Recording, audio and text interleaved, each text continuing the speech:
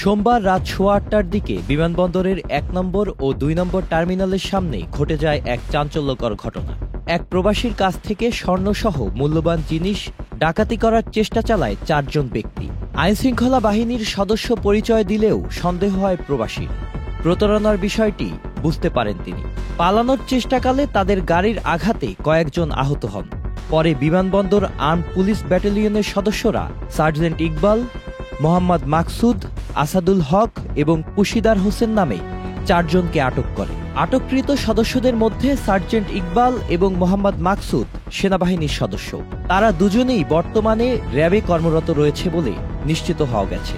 Police constable পুশিদার Hossain বর্তমানে Dhaka metropolitan পুলিশে কর্মরত।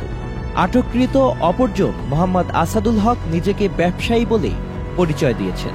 এ সময় পিবিএনের সহকারী পুলিশ সুপার এহসানুল কামরান তানভীর জানান, তাদের কাছ থেকে একটি প্রাইভেট কার জব্দ করা হয়েছে। প্রাথমিক তদন্তে জানা গেছে তারা দীর্ঘদিন ধরে এই ধরনের অপরাধ চালিয়ে আসছিল। আটককৃতদের বিরুদ্ধে বিমানবন্দর থানায় মামলা হয়েছে। এই ঘটনায় প্রবাসী সহ যাত্রীদের নিরাপত্তা নিশ্চিত করতে বিমানবন্দরের নিরাপত্তা ব্যবস্থা আরও জোরদার করার দাবি উঠেছে। Sajid Abdullah, channel I.